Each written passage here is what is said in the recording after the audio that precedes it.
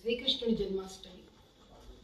ఆ రోజు రాత్రి 11:30 నుంచి 12 మధ్యలో రాత్రి రక్షాపురం మెయిన్ రోడ్ అంటే చంద్రాయణగుట్ట అసెంబ్లీ కాన్స్టిట్యుయెన్సీలో ఒక 20 బండ్ల మీద, అంటే బండికి ఒక మనిషి వేసుకోండి చాలు, పోనీ ఇద్దరు వేసుకుంటే 40 మంది, ఒక్కడనే వేసుకుంటే 20 మంది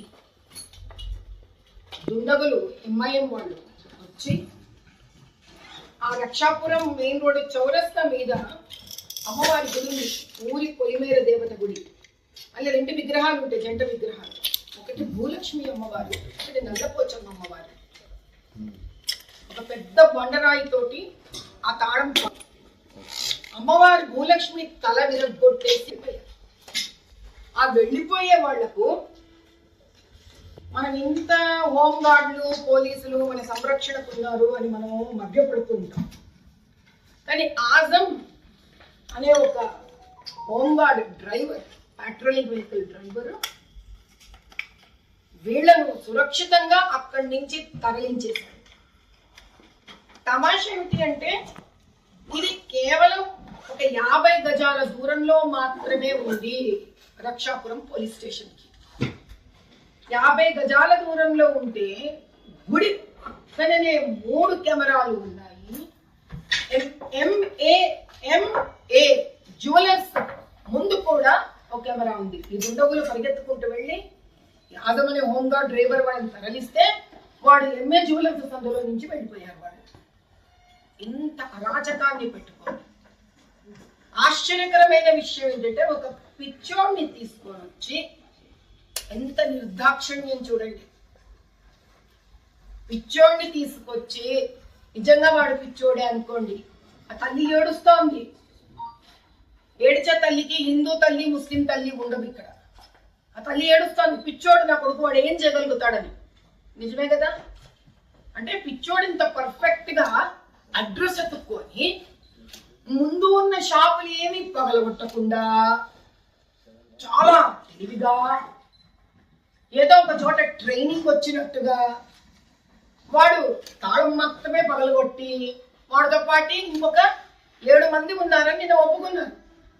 ఈ 7 మంది తలకాయలు పగలగొట్టకుండా చూడండి ఆ పిచ్చోడికి ఎంత చక్కటి ట్రైనింగ్ ఉందో. మరి పాపం అమ్మవారి గుడిలోకి వెళ్ళి కేవలం అమ్మవారి విగ్రహాలను మాత్రమే తుణకలు చేసి, లోపల దేవాలయాన్ని కూడా ఏమీ చెయ్యకుండా, ఎవరిని కొట్టకుండా, ఆవేశంగా తనను తాను కొట్టుకోకుండా ఆ రాయి అక్కడ నీట్గా పెట్టేసి ఆ పిచ్చోడు వెళ్ళిపోయినాడు. అంటే వాళ్ళు మనను పిచ్చోళ్ళు అనుకుంటున్నారా, హిందువులు పిచ్చోళ్ళు అనుకుంటున్నారా, ఇది వినేవాళ్ళు పిచ్చోళ్ళు అనుకుంటున్నారా అనే వాళ్ళ నమ్మకానికి చప్పట్లు కొట్టాలి నిజంగా.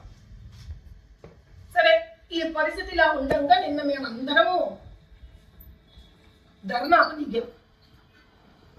దిగే వేళ్లకు రాత్రి నాకు ప్రత్యేకించి ఒక్క చుక్క మంచినీరు కూడా తాగకుండా రామనామం చేస్తూ, నాకు తెలిసి నిన్న చాలా మంది మీడియా అన్నదమ్ములు అక్కడికి వచ్చి తీసుకోవడం జరిగింది. మీరు జీలో చూసినా వేరే వాటిల్లో చూసినా కనిపిస్తుంది. కేవలం పొద్దున్న నుంచి నేను అమ్మవారి నామస్మరణ చేస్తూ, మధ్యాహ్నం నుంచి భజన చేయిస్తూ, రామనామం చెప్తూ కూర్చున్నాను అక్కడ 6 వరకు. ఆశ్చర్యకరమైన విషయం ఏమిటి అంటే ఎందరో మహానుభావులు వీళ్ళు ఎప్పుడు పట్టుబడరు. అసలు ఇదంతా చేయించిందే అక్కడ లోకల్ కార్పొరేటర్ మిర్జా ముస్తఫా బేగ్. ఈ మహానుభావుడు పోలీసుకి కంప్లైంట్ ఇస్తాడు. చూసుకోండి, ఇది 2 పేజీల కంప్లైంట్. ఇక నేను చూపిస్తాను. 2 పేజీలు పక్కన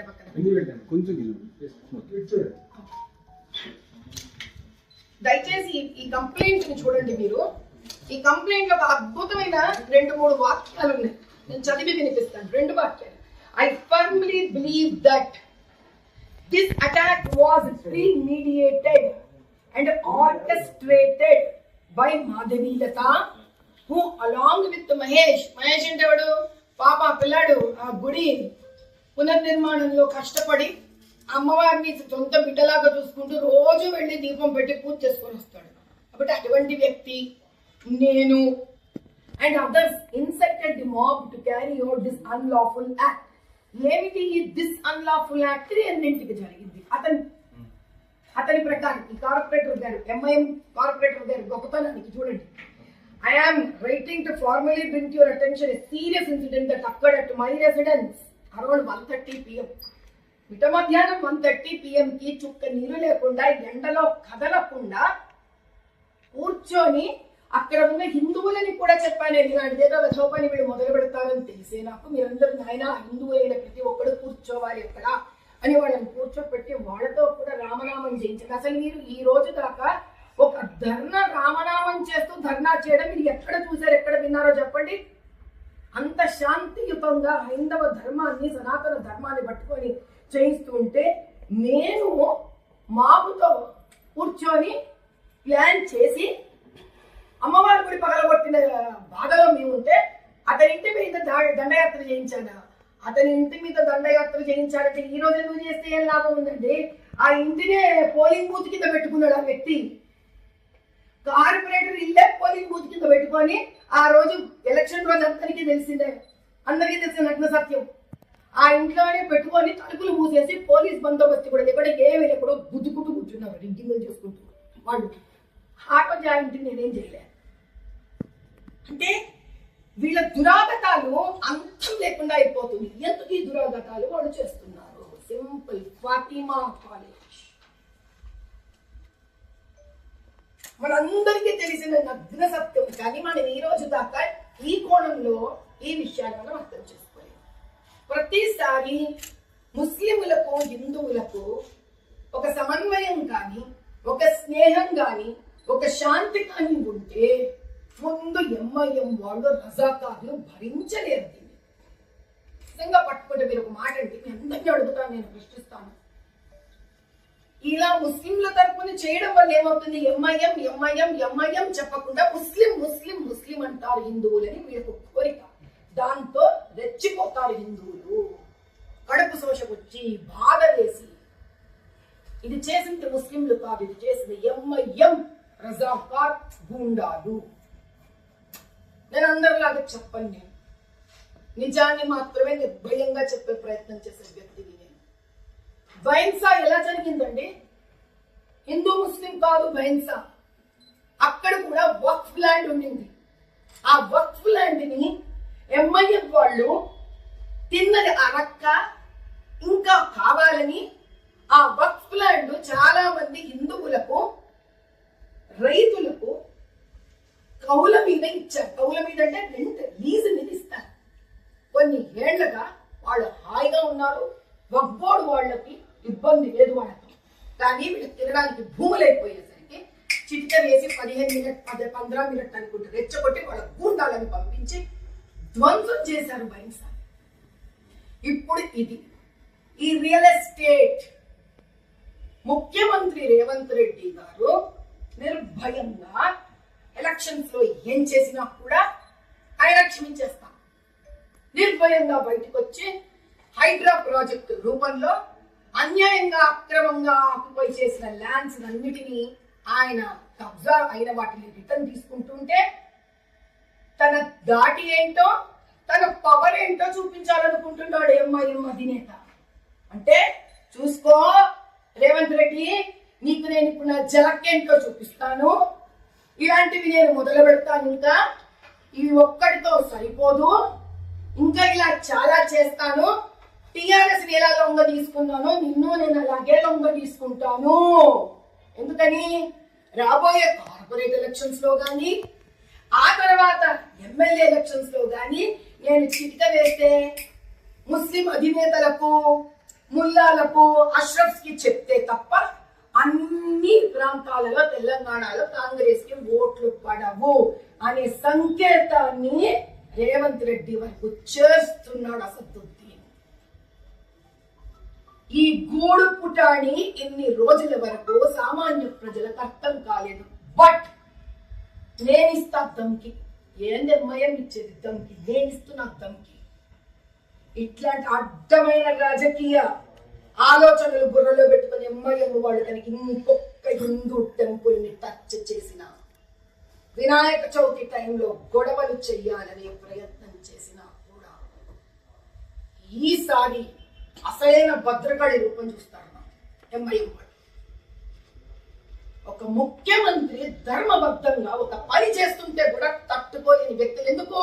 వీళ్ళ ఒంటి నిండా అన్యాయమైన వగ్బో డబ్బులు తిని తిని తిని తిని తిని చాలట్లేదు వీళ్ళకి. ఇంకా అయ్యా, నేను ఒకటే ప్రశ్న వేస్తా మిమ్మల్ని. జాగో ముసల్మాన్ జాగో, జాగో ముసల్మాన్ జాగో అంటే నిద్ర లేవయ్యా.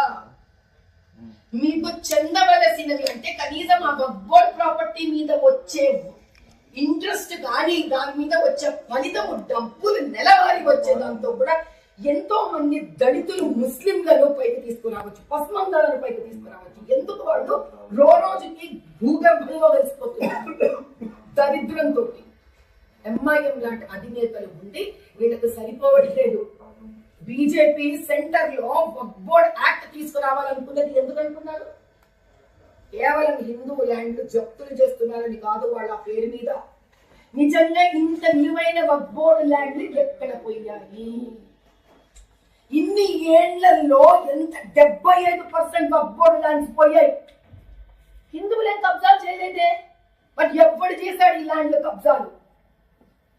ఈయన ఎంఐఎం లాంటి వాళ్ళు కబ్జాలు చేసి ఆ హక్కు అరబ్బులకు ఉంది. తెలుసా మీకు? అది హజ్ కమిటీ ఉందయ్యా నాంపల్లిలో.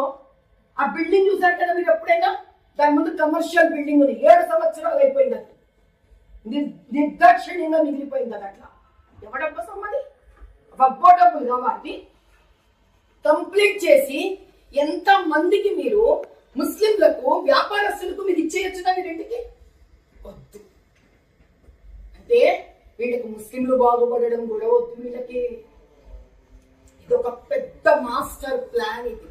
ఇది అర్థం చేసుకోకుండా అటు ముస్లింలు అటు హిందువులు గొడవ పడుతున్నారు తప్పిస్తే ఈ దేవాలయాలను పగలగొట్టేది, ఆడపిల్లలని ఎత్తుకు వెళ్ళిపోయేది, హ్యూమన్ ట్రాఫికింగ్ చేసేది, ఈ డ్రగ్స్ ఇవంతా ఎంఐఎం లాంటి ఒళ్ళు కొవ్వెక్కి పొగరు పట్టిన వాళ్ళు చేస్తున్నారు. హైకోర్టు డిక్లేర్ చేసింది ల్యాండ్ గ్రాబర్ అని. ఏం గ్రాబ్ చేశాడు? ల్యాండ్ ఏకంగా డిఫెన్స్ ల్యాండ్కే పెట్టాడు ఆయన పగలమా ఇట్లా.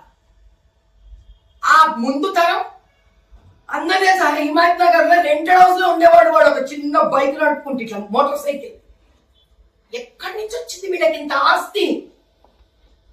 వక్ఫ్ బోర్డ్ ల్యాండ్లు తిని తిని తిని తిని హిందూ ముస్లింల మధ్యలో గొడవలు చేసి చేసి చేసి ఏ ప్రభుత్వం ఇక్కడ అధిష్టానంలోకి వస్తుందో వాళ్ళని చేతిలో కబ్జాలు పెట్టుకోవడానికి.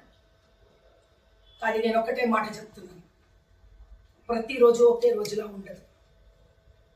నేను ఒక హిందువుని. నా శరీరంలో ఆఖరి బొట్టు రక్తం ఉన్నంత వరకు, ఊపిరాడుతున్నంత వరకు నేను న్యాయానికి ధర్మానికి నిలబడతాను.